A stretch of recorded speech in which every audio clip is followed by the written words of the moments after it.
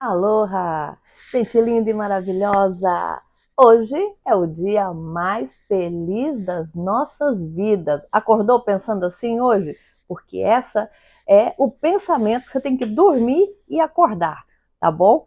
Olha, gente, ontem nós fizemos uma corridinha através do segundo capítulo, né? Do Quem Pensa Enriquece, desse livro aqui, que eu não canso de ler, né? Já está indo a quinta vez.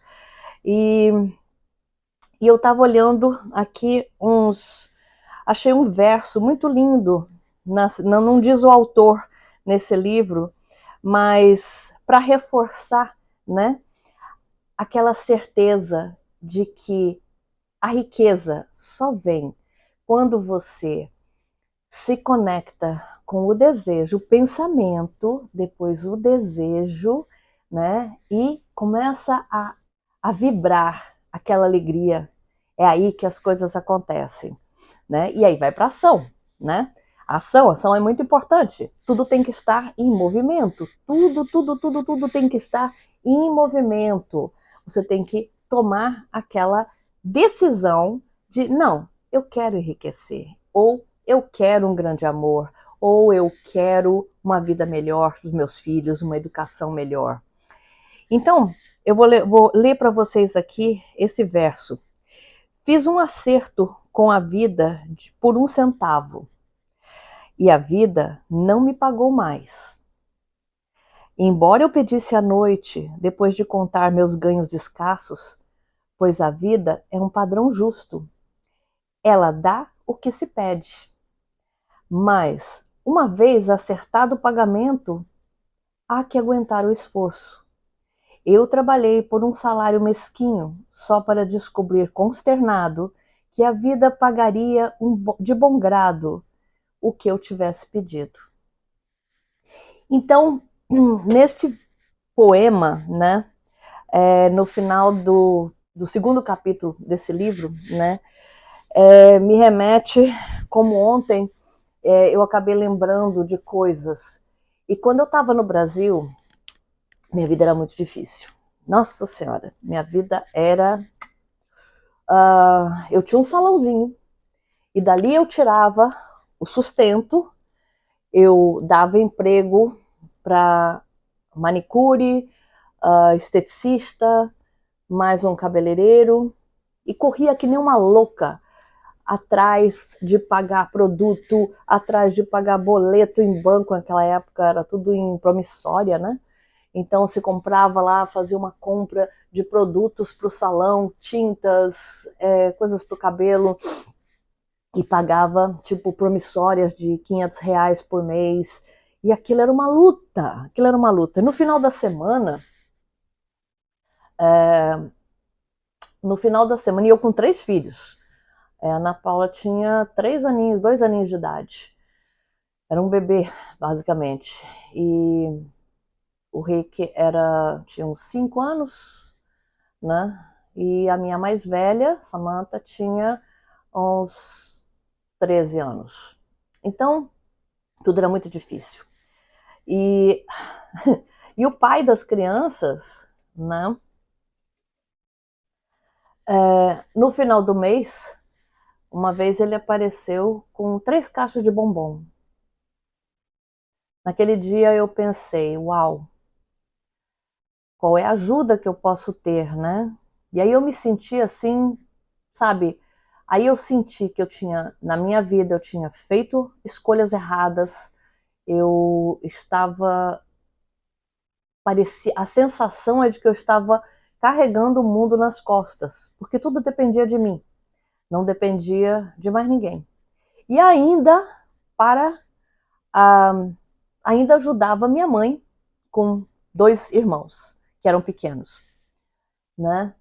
Então, para mim, não sobrava dinheiro de maneira nenhuma. Então, aquela coisa ia indo, ia indo, ia indo, e aquela vida era sempre a mesma coisa, e entrava mês, saía mês, e era a mesma coisa. Eu fui perdendo até a vontade de cortar cabelo, coisa que eu gostava, né?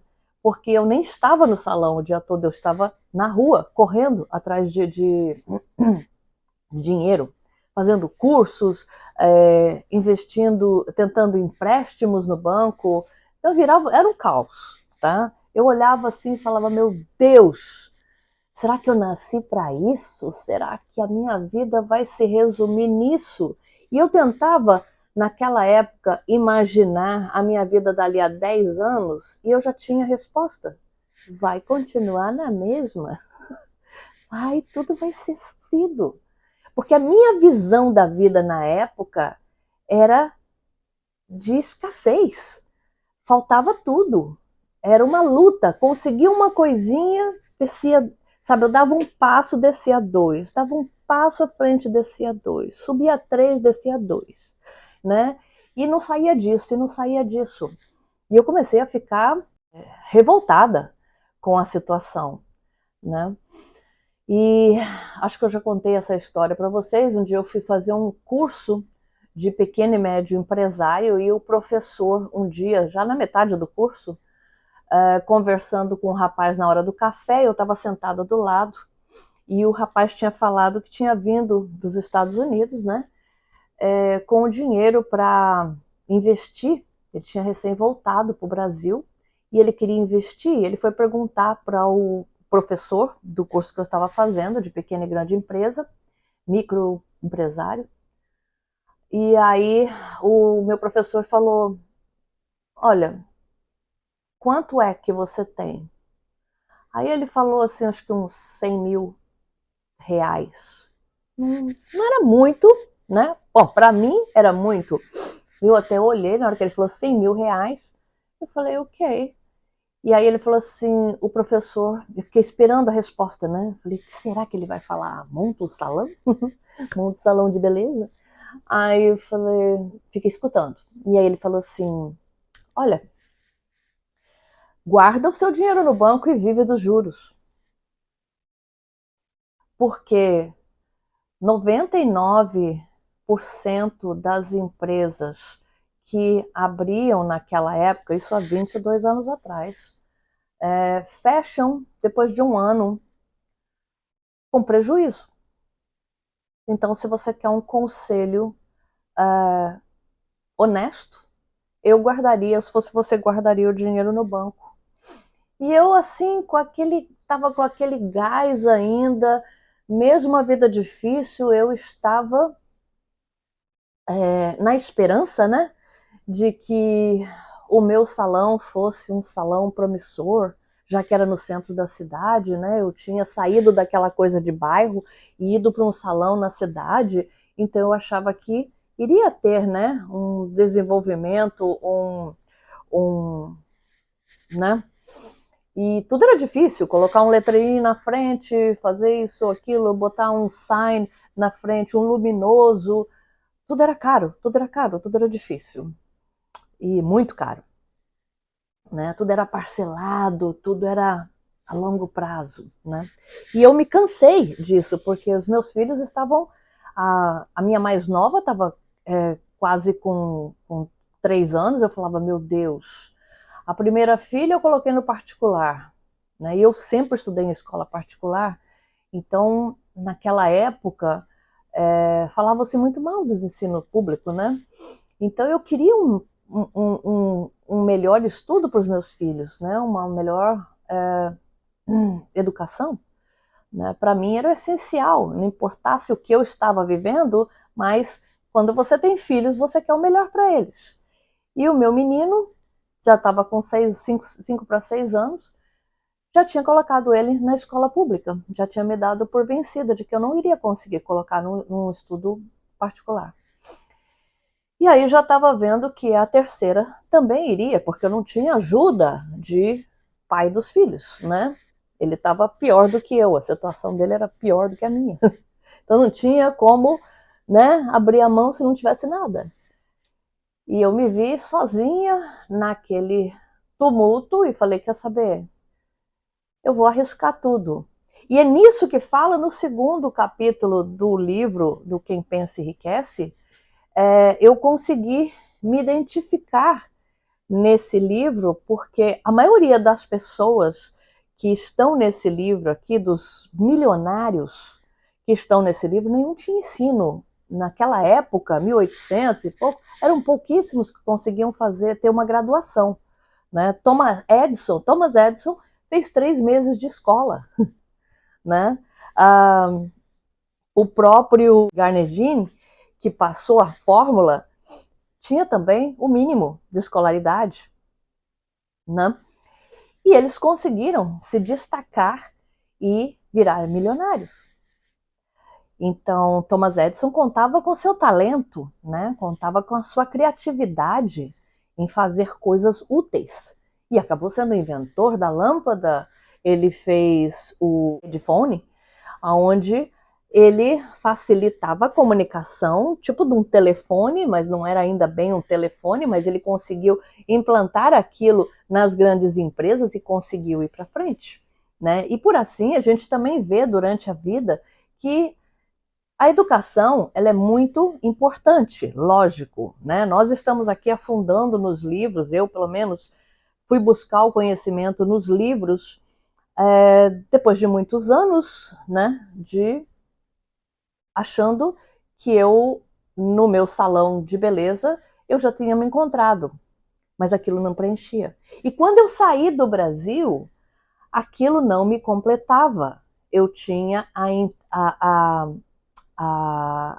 intuição de que meu mundo não estava ali, de que a minha vida não estava resumida naquilo que eu estava vivendo. Então é muito importante que, se você percebe isso em você, aquela vontade de mudar, de partir por uma coisa totalmente nova, se joga, parte para a estatística, parte para um plano, monta um plano, assim como eu montei um plano, né, de tirar o passaporte, de procurar saber como é que era nos Estados Unidos.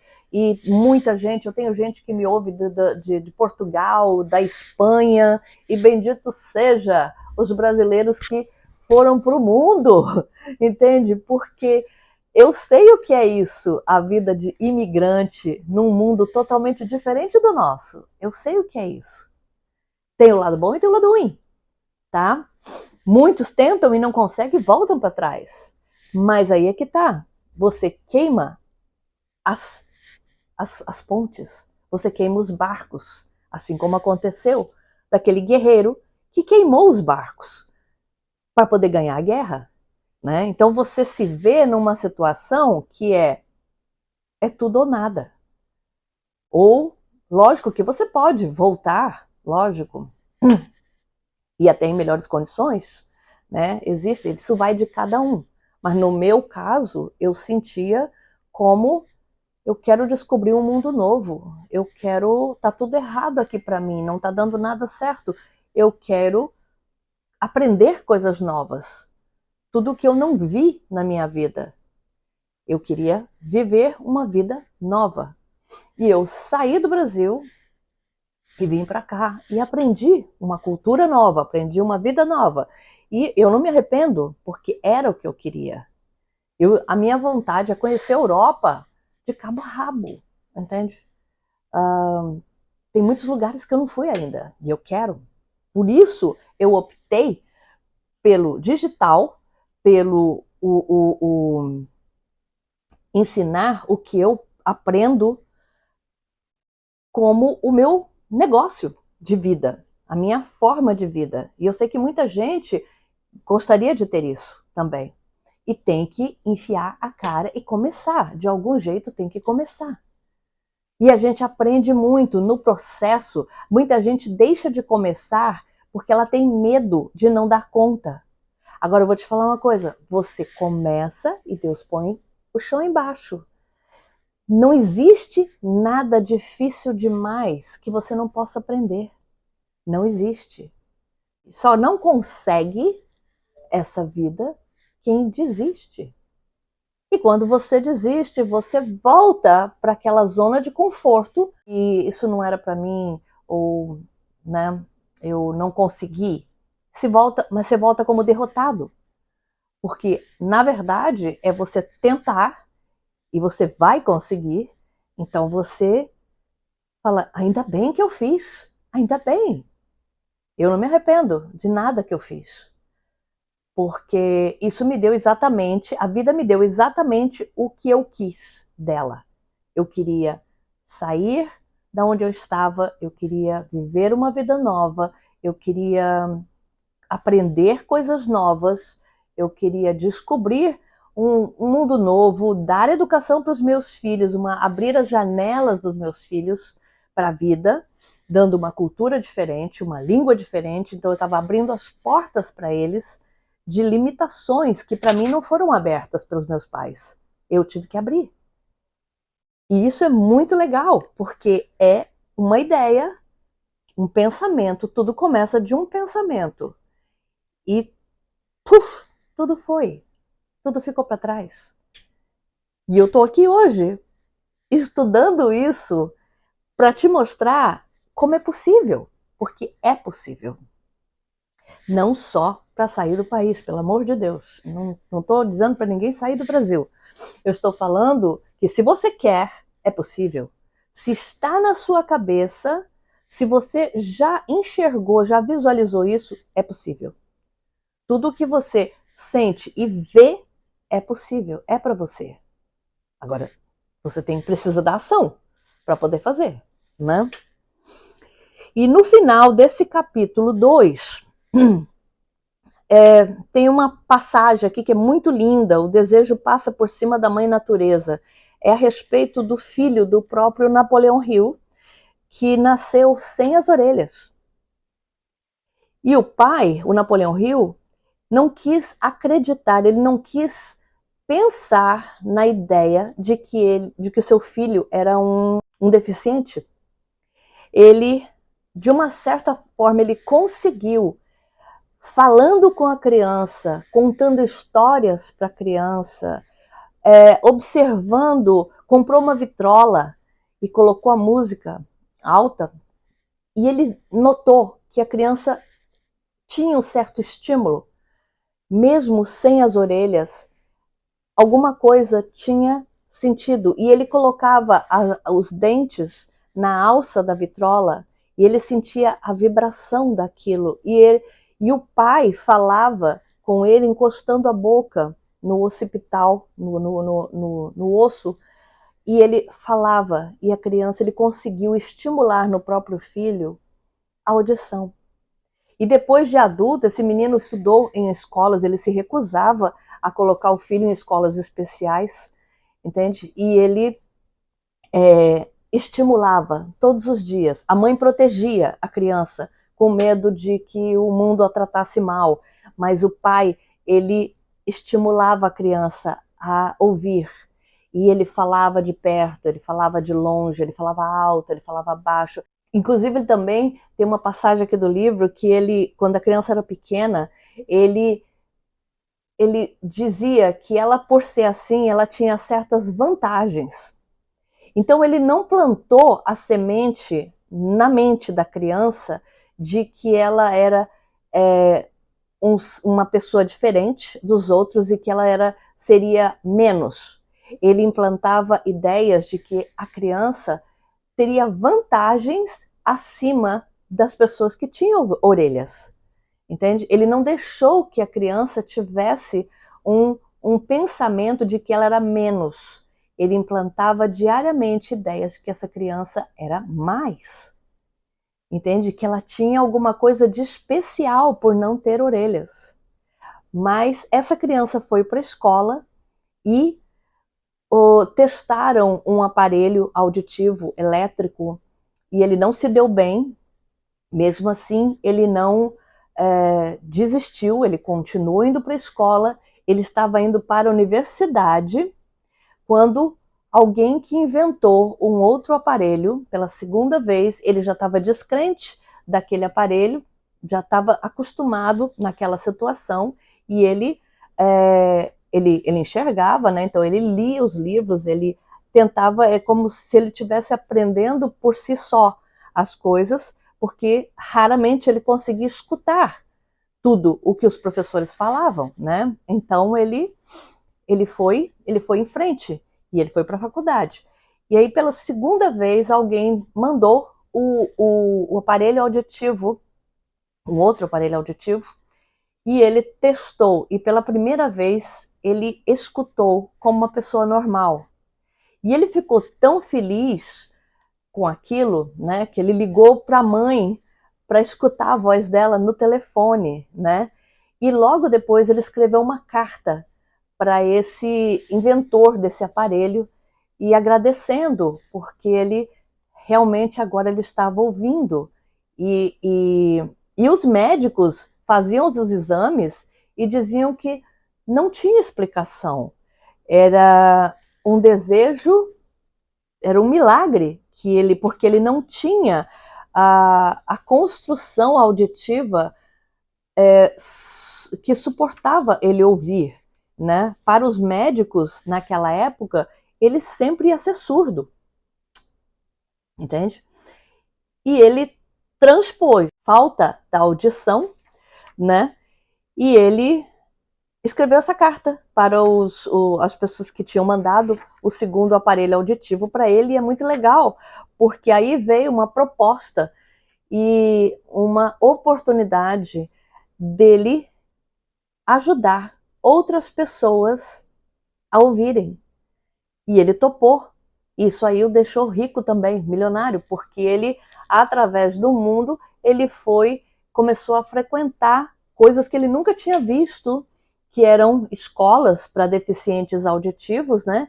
E ele levou o Napoleão Hill junto com ele, e o Napoleão Hill estava até meio descrente, tipo assim, eu não quero ver uh, uh, as pessoas, tipo assim, sendo tratados como deficiente. E o que ele viu na escola foi totalmente o contrário. Ele viu o mesmo que ele estava fazendo, que ele fez a vida inteira com o filho, que na época devia ter uns 18 anos, era o que os médicos estavam fazendo, estimulando, falando, testando vários jeitos da pessoa ter comunicação, né? E aí o filho dele tomou a frente de uma grande campanha de audição e levando esse aparelho que ele tinha a milhões de pessoas com deficiência auditiva aqui nos Estados Unidos. Então, ele ganhou milhões, o dono do aparelho ganhou milhões, com certeza, mas na deficiência dele é que apareceu a oportunidade milionária dele dar a volta por cima. Entende?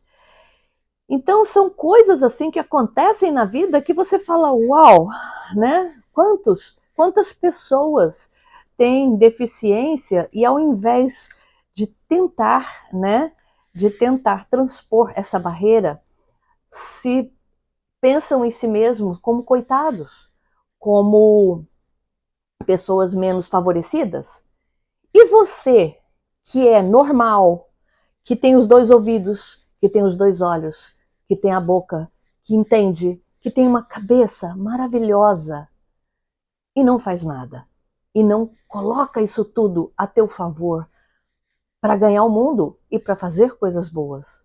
Quantos não vivem na mesmice da vida se sentindo coitados, quando muitos que não têm a metade, né? Que não tem uma das pernas, que não tem um dos braços, né? Quantos heróis de guerra aqui nos Estados Unidos? Meu filho ele é sargento no Exército dos Estados Unidos.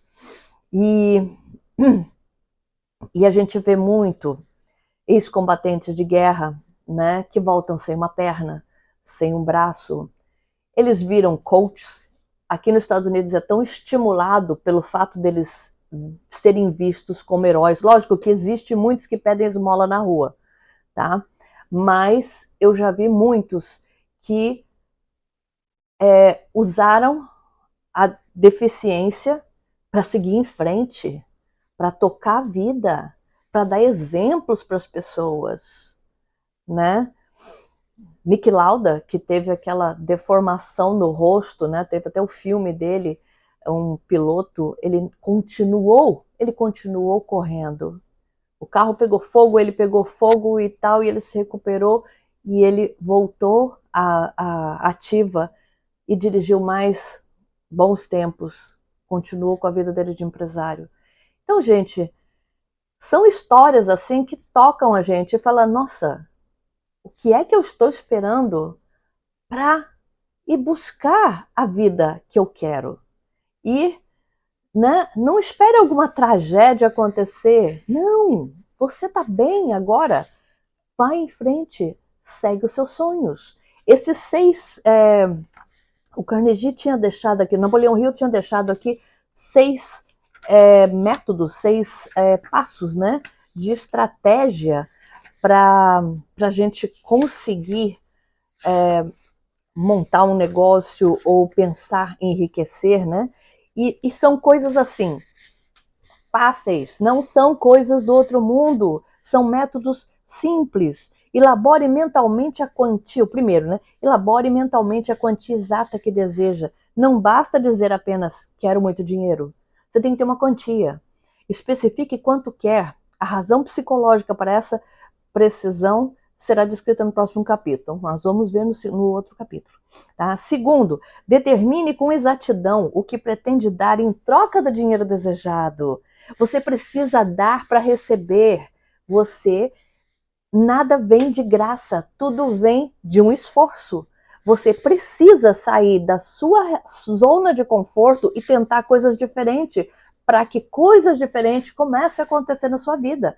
Não existe plano e ficar sentado e não fazer nada. Terceiro, estabeleça a data em que pretende estar de posse do dinheiro desejado. Tem uma meta.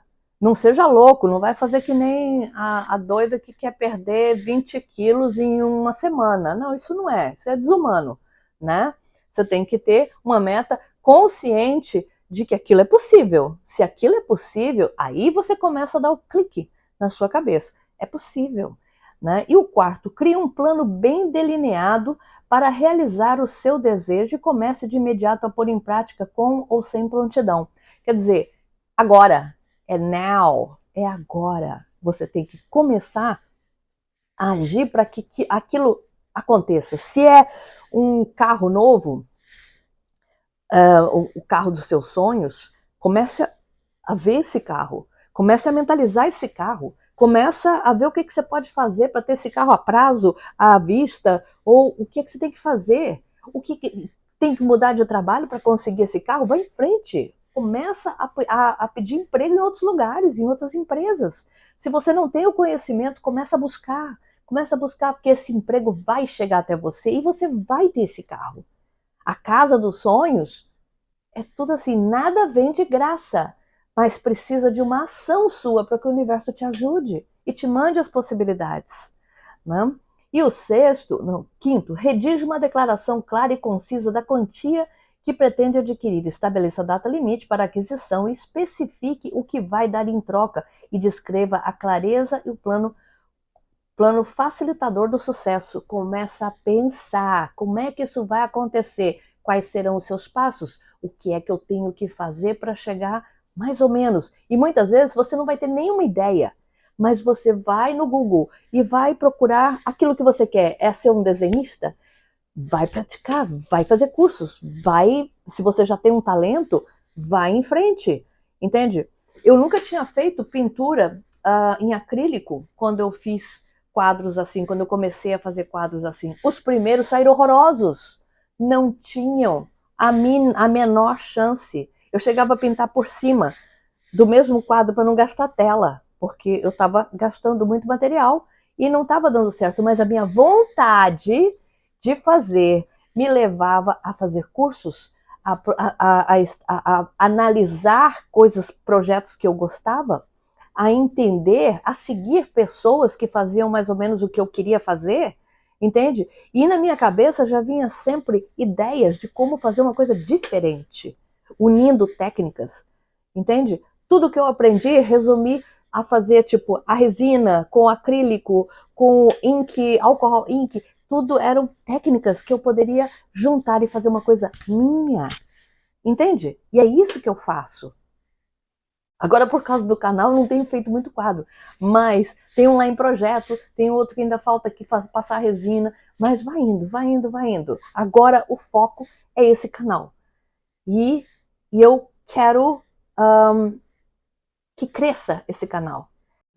Isso que eu estou aprendendo, a minha vontade de colocar, de passar o que eu estou aprendendo é muito maior. Tá? Às vezes eu penso assim, falo, nossa, eu queria fazer um quadro e tal, mas eu vou fazendo aos poucos, só que não é mais como antes, o dia inteiro pintando. Eu já não tenho mais esse tempo, né? Porque eu estou dando, o meu foco está nesse canal da Aloha, então é aqui que eu estou passando mais tempo, aprendendo, fazendo cursos e passando para frente. Então, gente, é isso. E ainda não é só isso, tem muita coisa. Esse livro nós estamos só no segundo capítulo, tá? Nós vamos ter o capítulo da fé. E eu vou me vendo, sabe, nessas situações, e eu tenho certeza que esses passos do Carnegie realmente faz muito sentido na minha vida, por tudo que eu vivi. Faz todo sentido. Eu já senti esse desejo, essa vontade que ele fala no livro, de que você tem que entrar para ação e tem que fazer algo e você tem que visualizar. Eu sei que isto é real. Mas eu também já entendi que tudo que eu vivi na minha vida é o que está agregando hoje, é a minha história. A de mais ninguém. Eu estou lendo a história do Napoleão Hill, mas eu estou identificando com a minha. Entende? Então, isso é que, para mim, está fazendo todo sentido. Porque eu reconheço essa garra, essa vontade de ir para frente, essa vontade de mudar, vontade de viver uma vida diferente. Eu me vejo lá atrás com essa vontade. E eu não me arrependo de ter feito tudo que eu fiz. Não me arrependo. Eu não passei fome, graças a Deus. Eu não passei fome, meus filhos não passaram fome, estão todos aí, lindos, maravilhosos, donos das suas vidas, né? Mas eu sentir isso, e eu sei que isso funciona. A fé move montanhas? A fé, nós vamos ver no outro vídeo, que é o capítulo da fé. A fé move montanhas, mas junto com o desejo e começando de um pensamento, é aí que a sua vida dá um giro de 360 e o universo começa a te mostrar aquilo que você quer ver da vida, porque ela só te mostra o que você quer, o que você é. Tá bom? Então, aloha, gente linda. Beijo. Até amanhã.